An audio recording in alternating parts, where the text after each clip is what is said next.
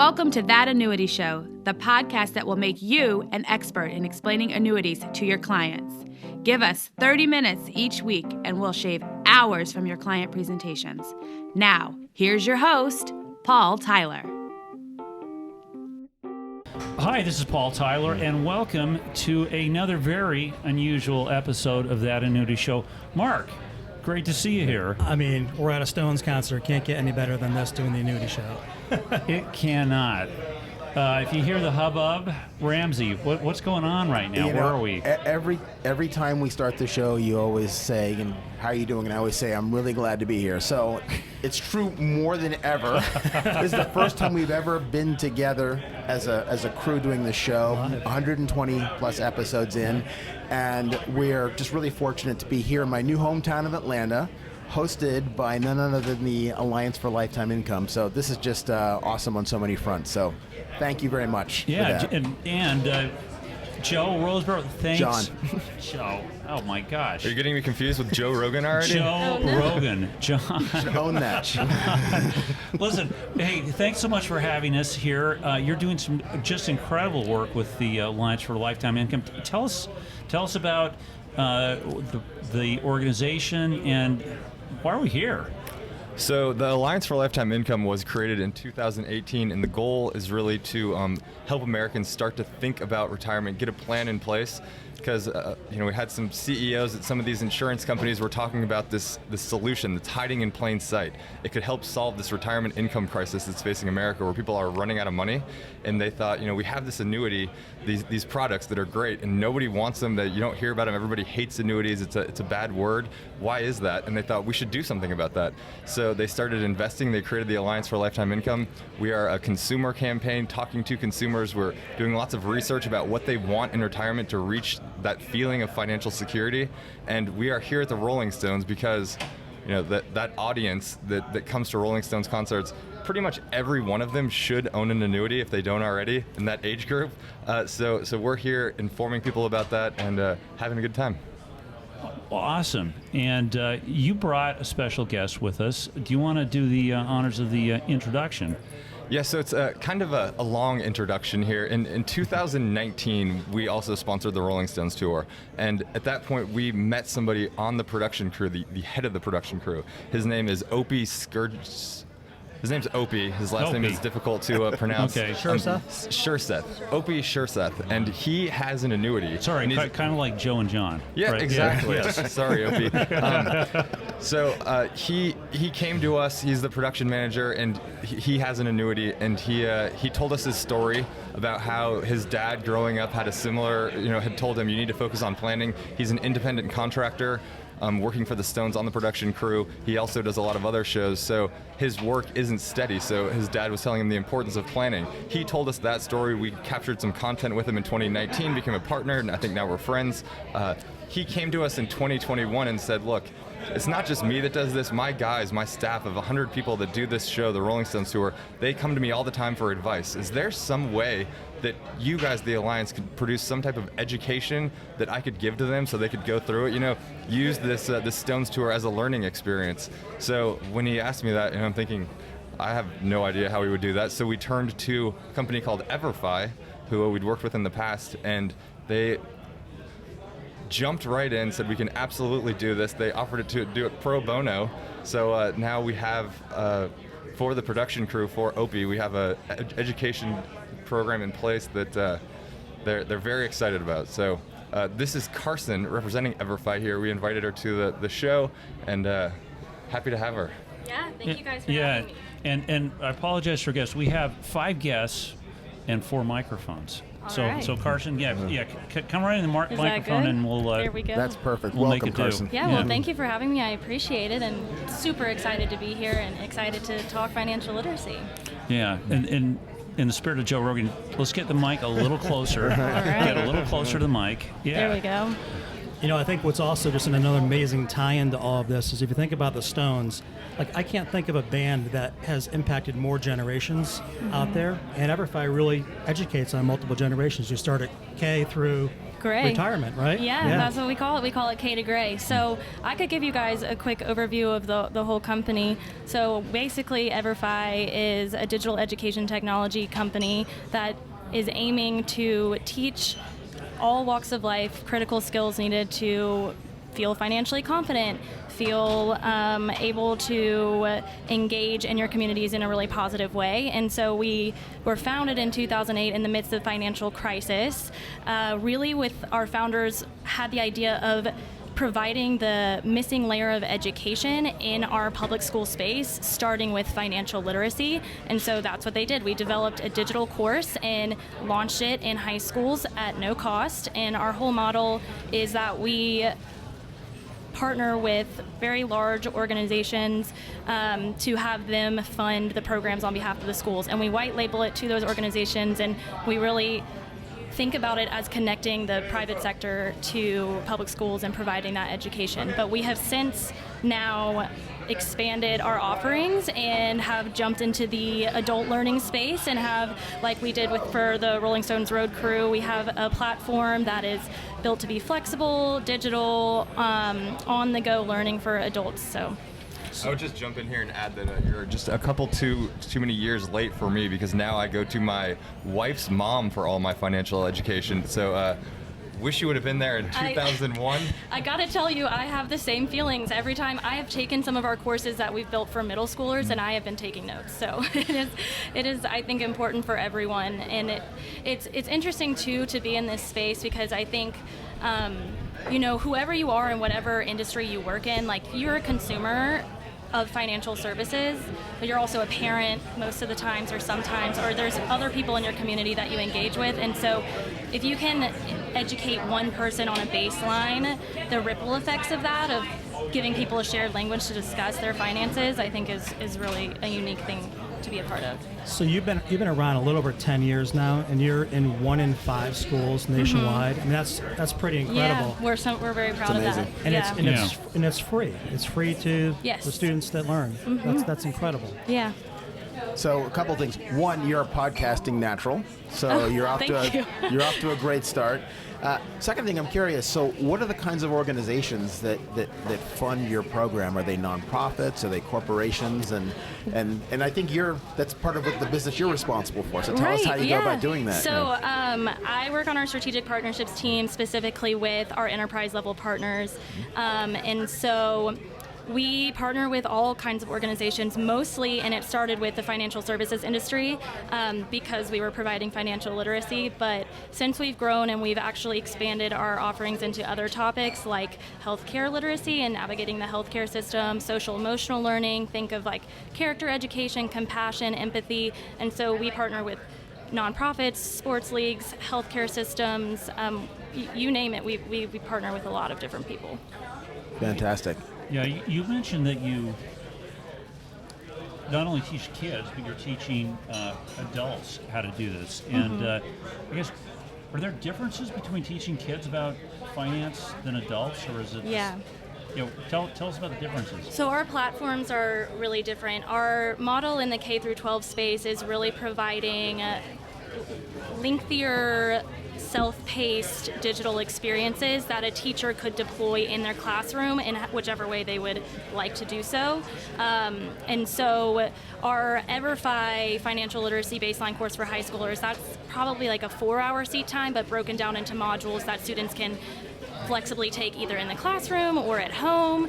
But then jumping to the adult platform, that's really like on the go. Like we designed our, which we call Achieve, this platform to be flexible and meet adults where they are, because oftentimes you don't have time to sit down and take an education course. But I think a lot of times I'll try to Google something and I just want like a 3-minute snapshot. So that's really what we have developed and deployed in our platform. So it's just short bite-sized modules meant to be engaged with whenever someone needs it. So have you seen much shift over the years in terms of the topics that resonate with the different age groups?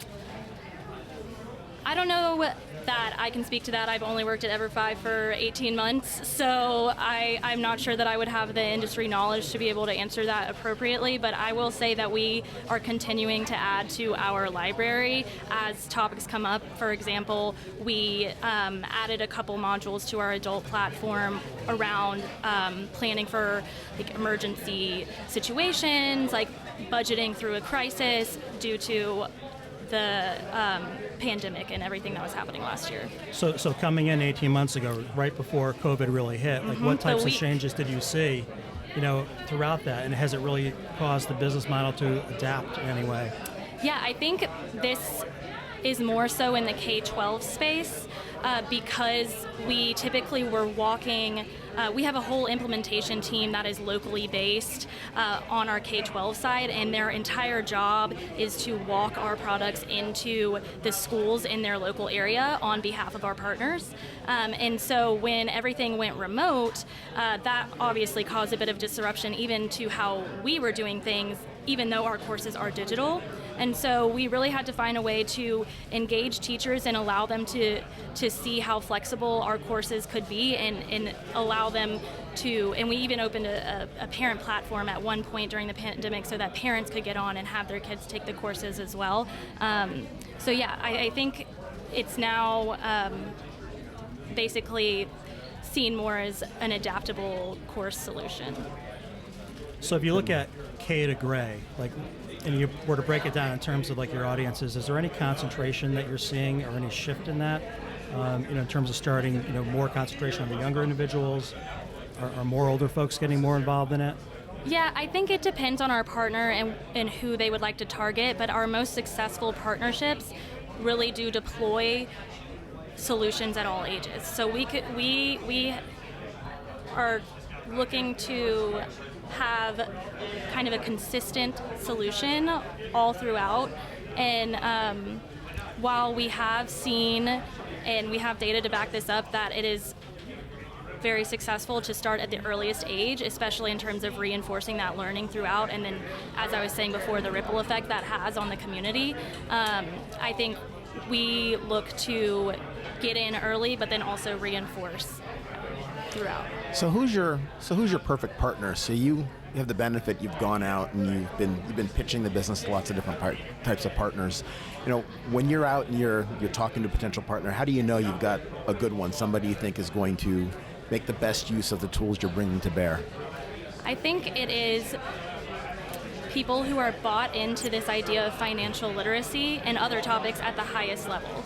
I think when leadership is seeing the value in what they can do when they bring these types of programs to a community and to students and to individuals, I think that's when everyone's on board, everyone's on the same team, we're ready to do this and make a difference. And I think those are the most exciting partnerships and the most successful partnerships. Well, speaking of partnerships, we have a lot of independent agents who are listening to the program, RAs and advisors. What could they do in their communities? I think Mark mentioned, or you mentioned, you're in 1 out of every 5 schools. Could they help bring them to more schools on a local basis? Yeah, certainly. A big portion of what we do for our partners is connect their employees or anyone else that would want to get involved with their schools. Like I said, we have that local implementation team that is all across the U.S., and so they really work to coordinate in-classroom visits or events. We also have an entire suite of workshops that we typically see financial advisors dig into and use in their communities, community-based organizations they work with. They could walk those into schools as well on just a variety of topics. And we have train the trainer resources too to help, train up someone or a financial advisor on the topic that they would want to teach in their community. That's such an important tool because oftentimes there's a bit of a rift between the older generation and the younger generation. So it's the older generation, if they've gotten their act together and figured out what to do, then they have to convince the younger generation to sort of follow along. And to have tools to do that and to allow the younger generation to do it on their own terms is really, really quite powerful. So I'm just curious, can you, as a single agent or a small RIA, can you use your service, or do you have to be part of a larger organization that is subscribed? most of the time just as part of one of our larger partnerships. But if I'm an agent or advisor, I'm probably selling products that are affiliated with your organization, maybe sponsors. So I could probably access it through some of the insurance companies. For sure. Or should be asking for the order. That's the thing, is like the idea is for all the agents on this call, if they can't get it through their affiliated carriers, to ask for it. Yeah, Mark. Call Mark Fitzgerald up and ask for it. 1-800, call Mark. Love that. Hey, well, maybe we could flip this on its head. Sometimes a lot of parents want to teach their kids things. Do you have any examples or stories you could share with us where kids have taken lessons and influenced what their parents do? Yeah. We actually had this. So I think she was a junior in high school at a West Virginia school, and she went through our baseline Everfi financial literacy course, and she went home and talked to her mom about budgeting because that's what she had learned in our course. And her mom had been living paycheck to paycheck, and she was able to show her mom how to set up a system of budgeting that eventually led to her no longer having to live paycheck to paycheck, which is a pretty awesome story. Wow. And that's incredible. Yeah, I think there's a lot to be said for parents teaching their kids, but also kids teaching the parents. And, like I said earlier, the more you educate one individual, the ripple effects that has in a community is just great. It's interesting. John mentioned when he first kind of opened up in his comments that annuities tend to be frowned upon when first initially introduced.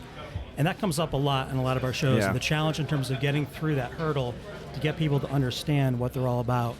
Is there any common theme that you hear or that you might hear in terms of where that stumbling block is? So I would just say that we do have some research at the Alliance. We've done extensive research with both consumers and financial professionals. And what our research shows actually is that consumers don't dislike annuities. They don't know anything about them. If you describe what an annuity does, they say, yes, I want that. The people who have the hesitation is the financial professionals, and that's largely because they think their clients don't like annuities. But it's just false. If you go out there and you survey, it's not true. We have a lot of research on that, which we think is very interesting, and that's why connecting the benefits of annuities to the word annuities, I think, is very important, and the role of the advisor who's there talking to them. Well, I love what's going on here. I mean, we'll go outside after this, and we'll do some interviews with some of the people. But you've got great activation at your booth talking about annuities. I went up to go to a concert, and I'm looking at the screen, and we've actually got facts about outliving your income, when you're going to retire. Talk to us about how you've baked education into this whole event. So, what we're doing here largely is signing up people. They come, they want to participate. We have a lot of free t-shirts and bandanas and other things that we're giving away outside of the stadium. And in order to participate in our activities that we're doing there that you'll be looking at, and you need to give us an email. You give us the email, we send you some little tidbit of education, and it continues to grow. You join our drip. So I know we're signing up somewhere like 800, 900 people per show. In addition to that, we have a sweepstakes running across the country that started for each show. We're giving away 4 tickets, getting millions of signups on that. So we have really, I think, done a great job at using the Stones and this brand, and something that everybody adores, to reach out and talk to folks and educate them about annuities. Well, they're a good sort of example of like longevity, right? I mean. I brought my dad to one of these shows in Los Angeles. He is 2 years younger than Mick Jagger, and he's got a sore knee, and he says, my arm's kind of sore. I don't know if I can be golfing. And he was inspired by, how he runs across the stage out there. He's running around making 22-year-olds envious of how athletic he is. It's good, showing that you can keep doing what you want as long as you want, like Mick Jagger. Well, and I saw some funny back and forth with McCartney and with Jagger. This is on Twitter or something, where McCartney said, they're really a blues band. A blues band, yeah. A blues band. He said a blues cover band. Blues cover band.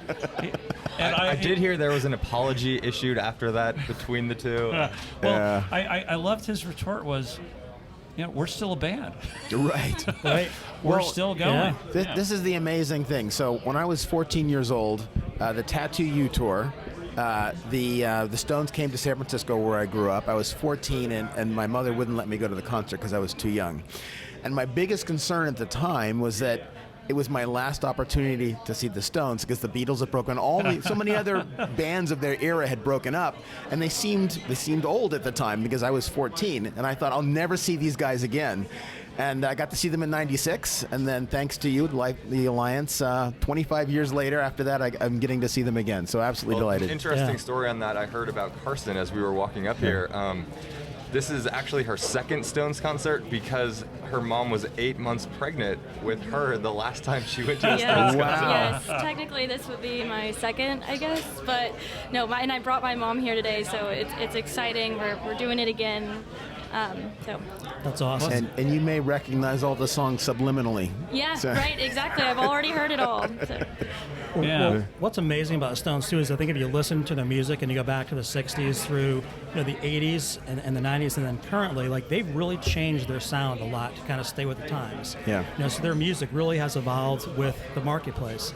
And you can tie that back into annuities. You look how annuities have changed over the years. In terms of going from focusing really on accumulation products to now income products, with a lot of secondary guarantees associated with that. I mean, you really need to adapt to stay relevant, and I think both enterprises have done very well doing that. Yeah, and Carson, in terms of your education for kids, now this would be a complicated topic to explain. What's the closest thing on your curriculum that would start to explain the value of Social Security or benefits from long periods of savings? Yeah, we actually have, I think I've mentioned our baseline Everfi financial literacy course. We've actually built out multiple courses in the high school space specifically. One would be Marketplaces, which is Intro to Global Markets and Investing, Keys to Your Future, Pathways, which is all about financing higher education. So we have several courses that talk about long-term planning and longevity, and so those would probably be the closest. I would just say on the Stones curriculum, the one that the production crew has, there is actually a module on annuities that comes after retirement planning. Interesting. It's Fantastic. amazing. Now, is that out there? Is there some place? Actually, it'd be very interesting. Have you thought about doing that? Putting the curriculum that was given to the roadies out on, making that available online? I think that would be a discussion between our CEO and the CEO of Everfi, but Might be a little over our heads, but Okay. yeah. Yeah. But I can sure pull it up on my phone and show you the site that we built. Oh, okay. Okay. All right. It's, We'll do that offline, Sure. but I think it's fantastic. Well, I don't know. The buzz is building. I can see a lot of happy people here in this in the facility. I don't know, Mark. Final questions? I guess thoughts? just one closing thought. Bringing it back to kind of Opie in terms of bringing a lot of this together. A couple interesting quotes in terms of what he's done and how he's brought it together. Is what he does as a production manager is he acknowledges risk and plans for it, and ties that same thought process into what we're doing here. And a great quote is, how do I define protected income? It gives you the freedom to do what you need to do. And that's the whole thing is Excellent. in terms of protecting Sure. what you want to do and what you need to do. Fantastic.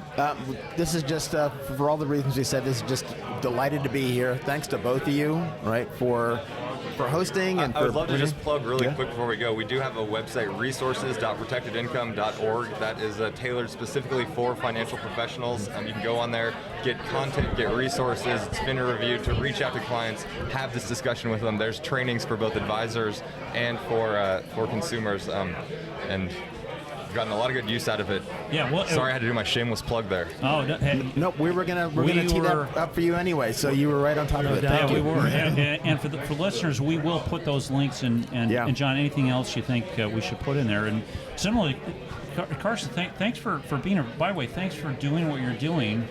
I mean, that is an important mission. So many people need education, and what they just don't get it. And as you say, people are turning to their friends, to TikTok, and I think you're amazing. providing a tremendous resource. If people want to either support your mission or actually access the The curriculum, where do they go? They can go to everfi.com, and we have all of our resources and information about all of our products there. Okay. K to Gray. All right. Fantastic. Well, All right. Wow, what a show. Fantastic. Let's do more of these, John. Just one other point. We have been at the Stones concerts going across the country. We invite a couple financial professionals to come and join us at the show.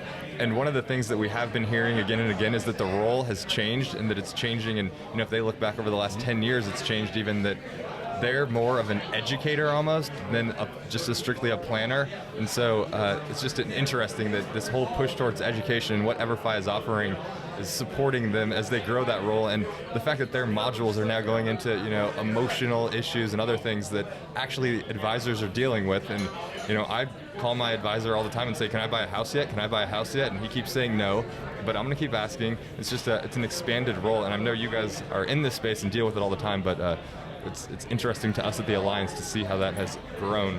Well, you're spot on, because I think the industry, the whole financial services industry, not just the insurance industry, has been probably much better at products and much more focused on products in the past, and we're all learning that the behavior piece is the most important part, and it's great that we're all moving in unison to get there. Yeah. So great example. All right. Listen, thanks for coming. Mark, Pleasure. Ramsey, great show. Thanks to all our listeners, and join us again next week for, I don't know where we'll be, but another episode of That Annuity Show. Yeah. Awesome. All right. Thanks for having us. Thank you. Thanks for listening. If you've enjoyed the show, please rate and recommend us on iTunes, Stitcher, Overcast, or wherever you get your podcasts. You can also get more information at thatannuityshow.com.